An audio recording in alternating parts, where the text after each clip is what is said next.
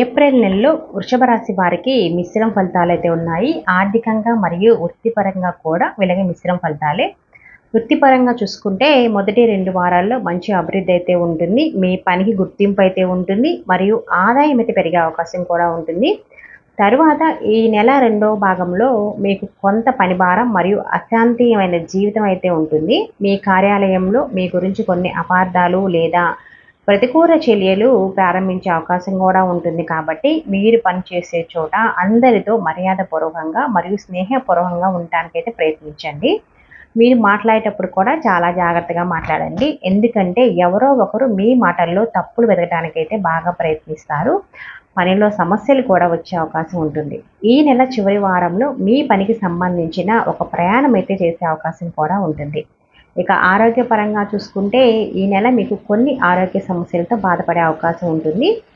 14వ తేదీ వరకు కూడా మీకు మంచి ఆరోగ్యం మరియు సంపాదన అయితే ఉంటుంది. కానీ 14వ తేదీ తర్వాత మీకు కొంచెం కడుపు నొప్పి లాంటిది, ఛాతీ నొప్పి లేదా జ్వరం వంటి ఆరోగ్య సమస్యలు వచ్చే అవకాశం ఉంటుంది.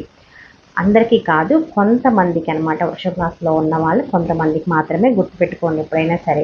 మీరు మీ కళ్ళు మరియు దంతాల విషయంలో కూడా కొంచెం జాగ్రత్తగా అయితే ఉండండి. మీలో కొందరు ఈ నెల చివరి వారంలో మూత్ర సంబంధిత ఆరోగ్య సమస్యలతో బాధపడే అవకాశం కూడా ఉంటుంది. కాబట్టి ఆరోగ్య విషయంలో చాలా జాగ్రత్తగా అయితే ఉండండి. ఇక ఆర్థికంగా చూసుకుంటే సాధారణంగా ఉంటుంది. మొదటి 2 వారాలు మీకు మంచి సంపాదన అయితే ఉంటుంది. ఇక 3 మరి 4 వారాల్లో మీకు కొన్ని అనవసరమైన ఖర్చులు అయితే వస్తాయి. మీరు వాహనం లేదా ఆస్తిని కొనుగోలు చేయాలని ప్లాన్ చేస్తుంటే మటుకు ఈ నెల 14వ తేదీలోపు చేయడం అయితే చాలా మంచిది. మీరు ఈ నెల 3, 4 వారాల్లో వాహనం లేదా ఇంటి మరమ్మతు కోసం డబ్బులు అయితే ఖర్చు పెట్టే అవకాశం ఎక్కువగా ఉంటుంది. ఇక కుటుంబ పరంగా చూసుకుంటే ఈ నెల మిశ్రమ ఫలితాలు మీకు. మొదటి 2 వారాలు మీరు మీ కుటుంబ సభ్యులతో మంచి సమయాన్ని అయితే గడుపుతారు. మీ తండ్రికి లేదా మీ బంధువులు ఒకరికి ఆరోగ్య సమస్యలు వస్తాయి. మీరు మాట్లాడే విధానం వల్ల మిమ్మల్ని తప్పుగా అర్థం చేసుకునే అవకాశం ఉంటుంది. కాబట్టి మీ మాటల విషయంలో కొంచెం జాగ్రత్తగా అయితే ఉండండి. జాగ్రత్తగా మాట్లాడాలి. కొన్నిసార్లు మీరు మొండి వ్యక్తిలా ప్రవర్తించి వాళ్ళతో గొడవ పడే అవకాశం కూడా ఉంటుంది. కాబట్టి మీ కుటుంబ సభ్యులు మరియు ఇతర వ్యక్తులతో మాట్లాడేటప్పుడు కొంచెం జాగ్రత్తగా ఆచి తూచి మాట్లాడండి. ఇక వ్యాపారస్తులైతే వ్యాపారంలో మొదటి 2 వారాల్లో మెరుగైన వ్యాపారం అయితే కనిపిస్తుంది. తర్వాత 3 వారంలో మటుకు మీకు కొన్ని ఆర్థికపరమైన నష్టాలు లేదా అధికమైన ఖర్చులు అయితే వస్తాయి.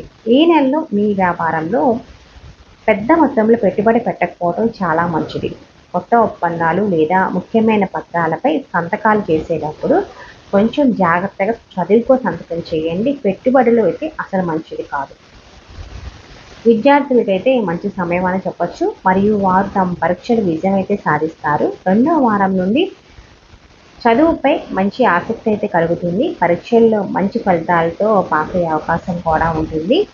కానీ నీచ బుద్ధి ఉండటం వలన పరీక్షలు రాసేటప్పుడు కొంత గందరగోళానికి అయితే గురయ్యే అవకాశం ఉంటుంది. కాబట్టి ఓపికగా ఒకటికి 2 సార్లు చదువుకొని ఎగ్జామ్స్ అయితే రాస్తే, అంటే ముందు ప్రశ్న అనేది వాళ్ళకి సరిగ్గా అర్థమైతే ఆన్సర్ కరెక్ట్గా రాస్తారనమాట. అందుకని పేరెంట్స్ మటుకు ఒకసారి ఎగ్జామ్స్కి వెళ్ళే పిల్లలు ఉంటే వాళ్ళకి క్వశ్చన్ పేపర్ 1, 2 సార్లు చదువుకొని అర్థం చేసుకొని ఆన్సర్ చేయమని చెప్పండి. లేకపోతే వాళ్ళ గందరగోళం అయ్యి వాళ్ళకి చదవాల్సింది చదవకుండా ఎగ్జామ్లో వచ్చిన క్వశ్చన్కి వేరే ఆన్సర్ రాసే అవకాశం ఉంటుంది. కాబట్టి మార్కులు పోయే అవకాశం ఉంటుంది. కొంచెం ఓపికగా శ్రద్ధగా రాయమని చెప్పండి.